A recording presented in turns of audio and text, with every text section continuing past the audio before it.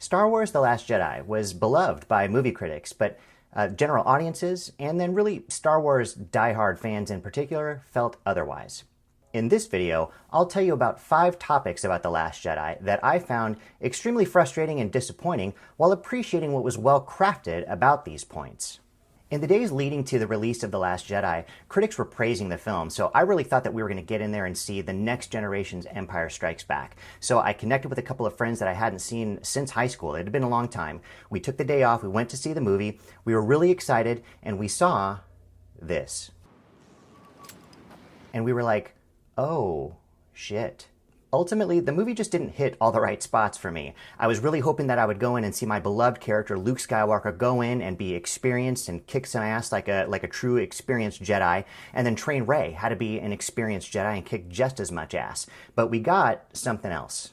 You know, and like I do with all modern Star Wars content, I watched the movie about 1 billion times, which allowed me to zero in on the things that I didn't like, while also appreciating what I thought was really good filmmaking. So let's talk about that. Topic number 1 is the opening scene, and I don't know, maybe there was a lot of pressure to kind of be, humorous like the Marvel movies that they were making at the time. I'm not too sure what the motivation was, but the Hux' mom jokes at the beginning were just ill-fitting. I just don't get how Hux can go from being this screaming tyrant leader to a dopey clown getting prank calls, but I mean, I guess it definitely got laughs at least. Even more ill-fitting for me was the opening battle. You know, if you can get past the fact that we're dropping bombs in zero gravity to destroy another enormous enemy weapon with a fragile one-hit fatal blow, the dramatic scene with the last surviving bomber, it just didn't feel like Star Wars to me. The scene was visually appealing to me, on the other hand, and their use of interesting perspectives, dramatic music, and sound was actually quite good. I liked the look and feel of the scene, it just didn't feel Star Wars-y to me.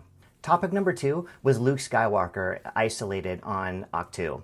I mean, okay, so he's not interested, we get that, which in and of itself kind of sucks, but let's start with the good stuff in those scenes.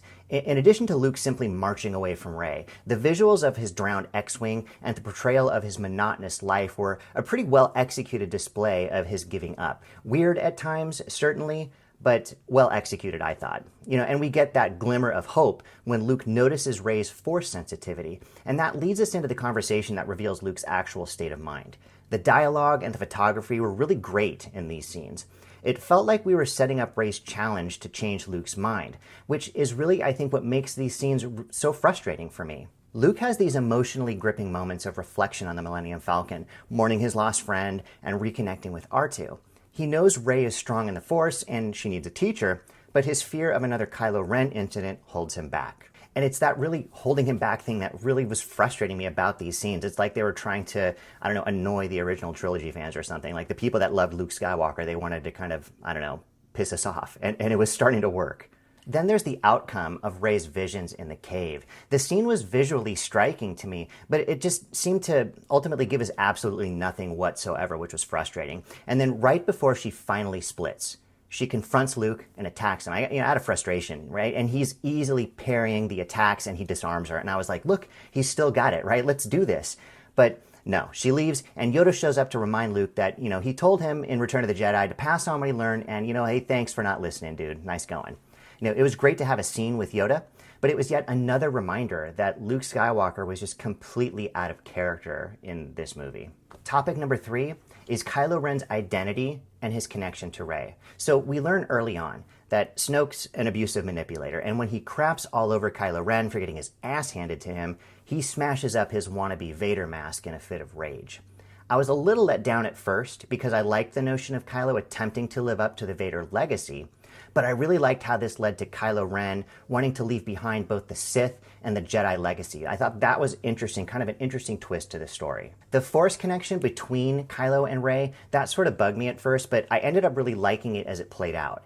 It was a unique way to establish their connection, and I liked how it gave us different flashback scenes of what occurred between Ben Solo and Luke, based on who was telling us the story. But what bothered me about it, on the other hand, was how it was just another vehicle to kind of express how Luke had fallen out of character in this movie. Like, he went to go kill Kylo Ren? I mean, even if it was a fleeting thought like he describes, this is the man who redeemed Darth Vader.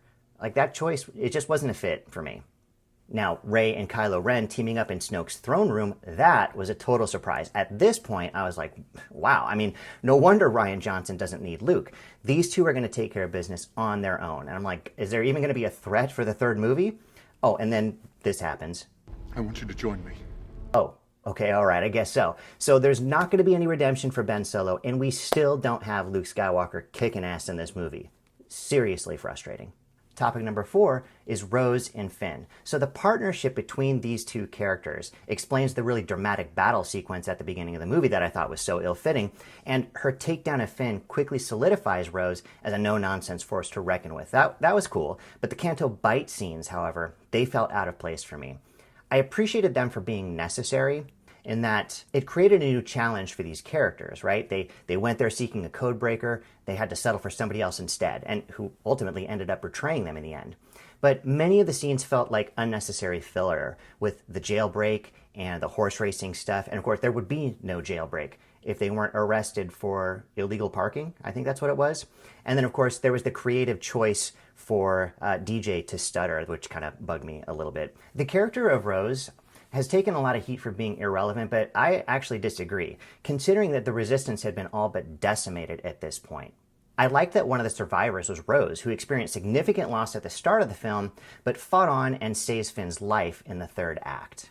Topic number 5 is Luke Skywalker's final scene. So after all of the scenes where we realize that the new Luke is nothing like the Luke that we know, he's finally decided he's going to do something in the third act, and I should have been suspicious of his choice to get a haircut, beard trim, and a dye job before rushing to Crate to help the Resistance. I'm like, all right, am I not supposed to notice that? I mean, obviously I did. I'm sure everyone did.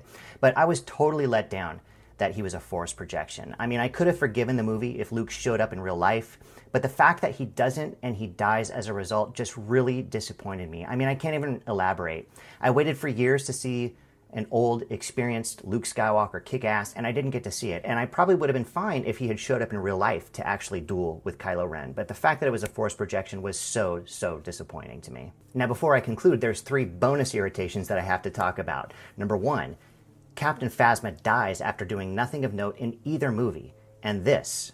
That one's a troublemaker. I like him.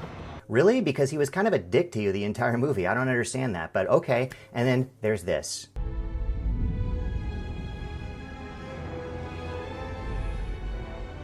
Yeah, this is a really strange creative choice.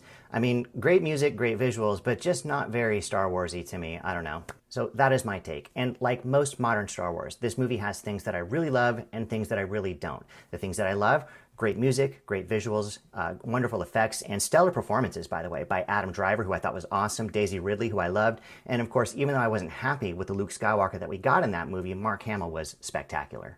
What are your thoughts? I'd love to hear them. I've been told recently, as about a week ago, that I've got really bad taste in movies. So tell me, how bad is my taste in movies? Let me know in the comments below. And if you got to the end of this video, please let me know by leaving a like. Thanks so much for watching, and I will see you in the next one.